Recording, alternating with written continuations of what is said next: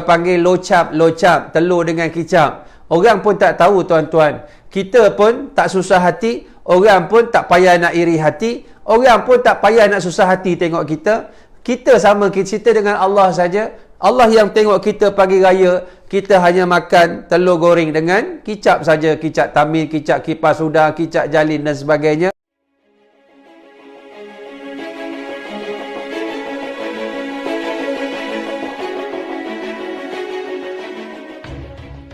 Kita nak masuk syurga tapi putuskan silaturahim, boleh tak? Kan kita ambil kan hari raya tahun ini dalam keadaan PKP, kan tak payah ingat sangat, tak payah pulun sangat baju raya. Allah dah bagi peluang dah. Allah tahu kita duit tak ada.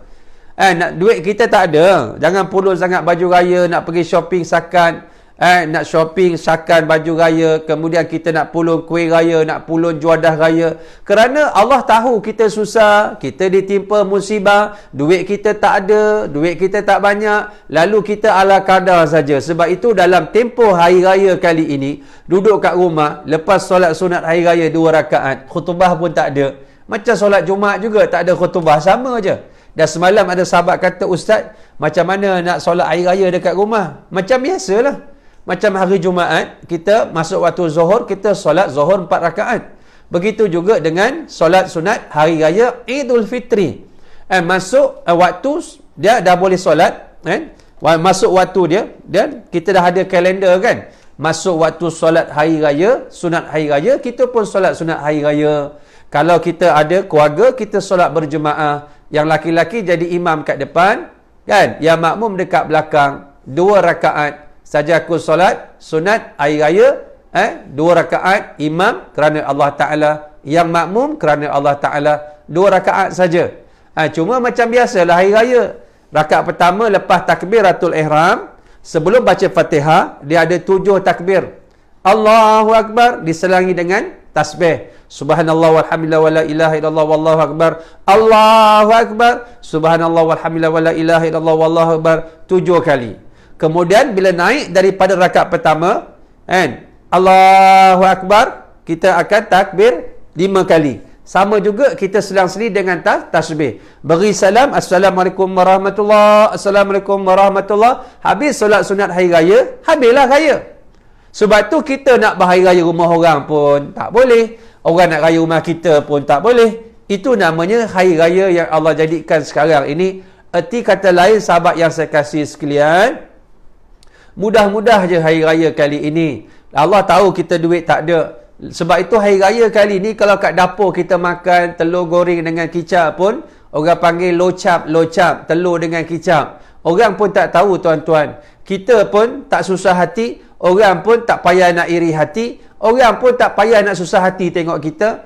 Kita sama kita dengan Allah saja. Allah yang tengok kita pagi raya, kita hanya makan telur goreng dengan kicap saja, kicap tamil, kicap kipas udang, kicap jalin dan sebagainya. Allah memudahkan kita. Hari raya pakaikan plekat baju pagoda pun orang bukan tahu. Sebab kita duduk dalam PKP.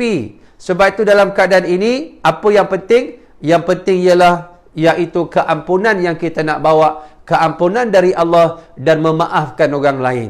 Sebab itu, bagaimana kita nak masuk syurga Allah? Kalau kita ni memutuskan silaturahim, nak kita ni suka memutuskan silaturahim. Macam mana nak masuk syurga Allah? Kalau kita memutuskan silaturahim, kita berselisih dengan orang, hati kita masih menyimpan perasaan dendam dengan orang, benda ini semua membawa perpecahan. Hati kita pecah, hubungan silaturahim pecah, masyarakat kita pecah, negara kita pecah. Kerana dalam hati kita ada benda yang kotor, iaitu hasad. Ada dendam kesumat.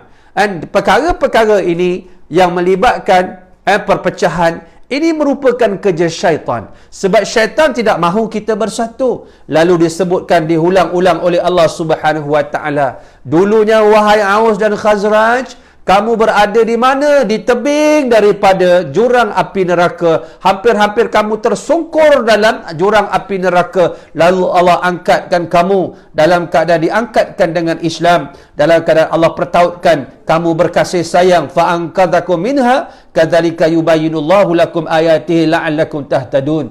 Kamu jadi berbaik. kamu bersatu kerana Islam. Sebab itu kena pegang tali Allah itu, iaitu Islam. Itu poin yang pertama, surah namanya surah Ali Imran. Surah Ali Imran ayat 103. Kita bincang 2 hari lepas satu ayat yang menyuruh kita bersatu dengan Islam. Tengok Allah sebut lagi dalam suratul An'am ayat 153. Suratul An'am ayat 153. Allah sebut wa anna hadza sirati mustaqiman fattabi'u wa la tattabi'us subul. Sama tak uslub ayat ini dengan uslub ayat Ali Imran 103? Allah marikan perintah, lepas tu Allah mari cegahan. Sama tak tadi? Allah kata wa'tasimu bihablillahi jami'an wa la tafarraqu. Maknanya berpeganglah kamu dengan tali Allah dan jangan berpecah belah, jangan bercerai berai, jangan berselisih, jangan bertelengkah, jangan kelam kabut, jangan huru-hara. Maksudnya Allah marikan kaedah dia, suruh, kemudian Allah kata jangan berpecah. Sama dengan uslub ayat ini. Surah Ali Al-An'am ini, surah Al-An'am, suratul An'am, Allah sebut 153, wa anna hadza sirati mustaqiman fattabi'u wa la tattabi'us subul. Dan Allah kata inilah jalan aku, jalan Islam yang lurus. Jalan Islam yang lurus, ambillah Islam. Peganglah jalan ini yang Nabi ajar kita supaya pegang dengan Islam. Addu 'alaiha bin nawajis. Pegang apa yang aku bawa ni, gigit dengan geraham. Nabi kata addu 'alaiha bin nawajis. Gigit dengan gigi geraham. Maknanya kuatnya, genggamannya, cengkamannya dengan gigi geraham. Bukan dengan gigi geraham, bukan dengan gigi kacip. Menunjukkan betapa pentingnya kita berpegang dengan tali Allah. Lalu dalam keadaan itu wala tattabi'us subul. Pertama Allah suruh ikut Islam. Yang kedua Allah kata wala tattabi'us subula fatafarraqa bikum an sabilihi. Maknanya jangan kamu ikut jalan-jalan yang lain selain daripada Islam. Kalau kamu ikut jalan lain, kamu akan berpecah belah. Kerana di sana ada jalan-jalan yang bukan Islam. Di sana ada jalan-jalan yang memecah belahkan umat Islam daripada jalan Allah Subhanahu wa taala. Di samping jalan Islam yang lurus, ada jalan yang tak Islam. Di sana ada jalan Islam liberal, nama Islam juga, Islam plural, Islam secularism, Islam pluralism, Islam liberalism, Islam pragmatism, Islam yang kita tengok, Islam atheism, macam-macam yang saya sebutkan tempoh hari, iaitu 2 hari lepas, yang menyebabkan umat Islam itu berpecah belah. Satu, Allah suruh ikut Islam. Kedua, Allah kata jangan berpecah belah. Kenapa sahabat-sahabat? Poin saya yang ketiga, yang nak kita berpecah belah iaitu syaitan. Kenapa saya kata begitu? Allah Subhanahu wa taala menyuruh kita bersatu. Dan Allah Subhanahu wa taala beritahu kepada kita yang tak mau kita bersatu itu ialah syaitan. Allah sebut dalam surah Al-Baqarah, ayat ni juga saya dah baca, iaitu bila Allah berfirman ayat ke-208. Allah menyebut dengan perkataan ya ayyuhalladzina amanu udkhulu fi silmi kafah wa la tattabi'u khutuwatis syaitan innahu lakum aduwwun mubin. Tengok ayat yang ketiga Al-Baqarah 208. Ayat ini sama uslub dengan ayat Ali Imran 103. Sama dengan uslub ayat suratul An'am 153. Allah perintah supaya bersatu, Allah perintah supaya ambil Islam. Lepas bersatu, jangan kamu berpecah belah. Lepas ambil Islam, jangan ikut jalan yang lain. Sama juga ayat Al-Baqarah 208. Ayat yang saya bacakan sekarang, bila Allah sebut ya ayyuhalladzina amanu udkhulu fi silmi kafah wa la tattabi'u khutuwatis syaitan. Allah kata, wahai orang yang beriman, masuklah kamu ke dalam Islam keseluruhan. Jangan kamu ikut jejak langkah syaitan. Sebab yang nak memecah belah, nak menjuzukkan Islam, membawa perpecahan ialah syaitan. Sebab tu syaitan dia tak suka kita bersatu. Dalam konteks yang lebih besar, sebuah negara.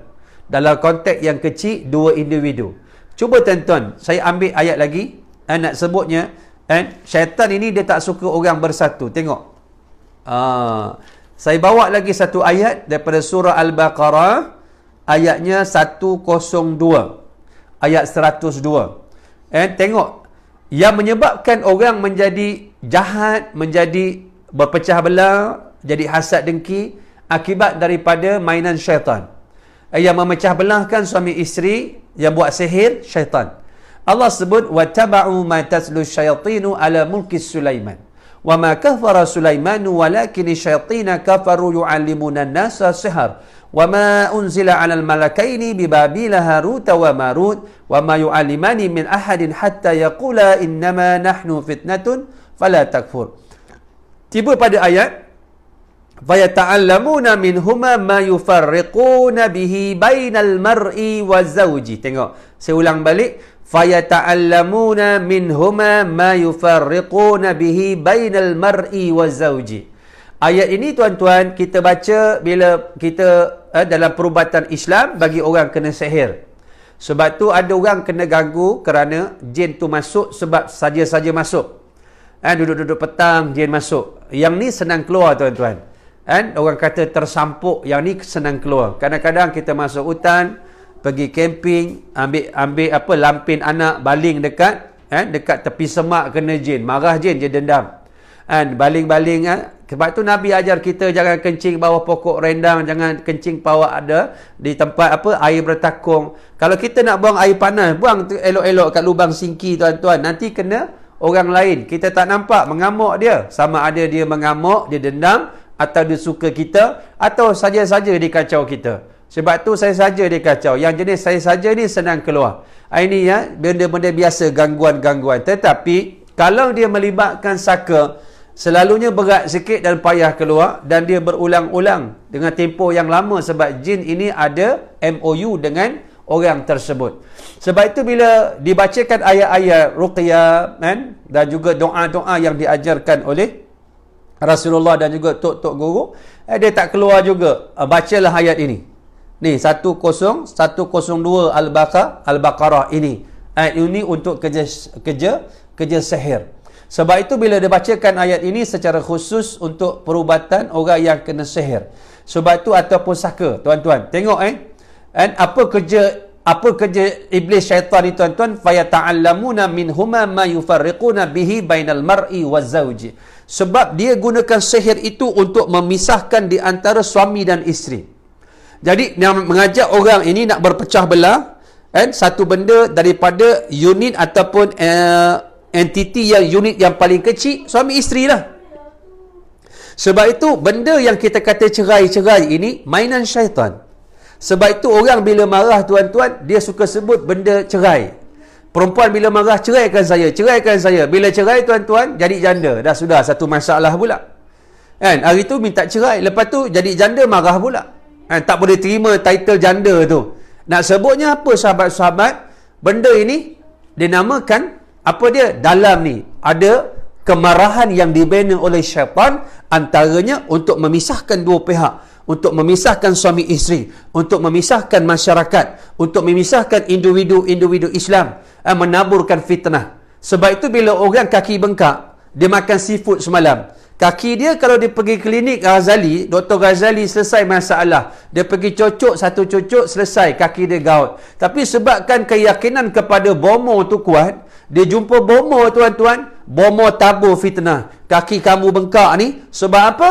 Jiran kamulah yang buat. Jiran kamu yang depan, yang belakang tu buat. Yang di bawah dia buat. Kamu dulu ganggu pokok mempelam dia, dia balas balik. Kamu ambil parking dia, dia balas balik. Dia taburkan fitnah supaya masyarakat pecah belah akibat daripada fitnah ini yang mereka lakukan. Lalu dalam keadaan ini kita lihat, inilah yang dikatakan syaitan nak kita berpecah belah. Itu yang Allah sebut tu tadi. Bila kamu dah ikut Islam menyeluruh, jangan kamu ikut Islam sikit-sikit. Wala tattabi'u khutuwatis syaitan innahu lakum aduwwun mubin. Kerana syaitan itu dia tak mahu kamu bersatu. Dia tak mahu kamu ikut Islam. Dia tak mahu kamu ini berpadu, bersepakat. Dia nak kamu bertelengkah. Bila kamu bertelengkah, kamu bermusuh, lalu kamu akan menjadi lemah. Kerana kelemahan umat Islam pada hari ini apabila dia tidak bersatu hati. Dia tidak boleh bersatu hati kalau tidak kerana agama Allah. Yang menyatukan umat Islam ni ialah Islam. Yang menyatu, yang memuliakan kita ialah Islam. Sebagaimana umat dahulu dimuliakan dengan Islam. Nahnu qaumun a'azzanallahu bil Islam. Famahma ibtaghaina al-izzata bighairi ma a'azzanallah, azzalanallah. Kata Sayyidina Umar Al-Khattab, kami ni Allah muliakan dengan sebab Islam. Kalau kami mencari satu kemuliaan selain daripada Islam, Allah akan hinakan kita. Sebab itu kekuatan kita umat Islam apabila kita bersatu. Sebab itu kita nak bersatu mesti di atas dasarnya agamanya Allah, agama Islam. Tu yang disebut bihablillah, bersatu dengan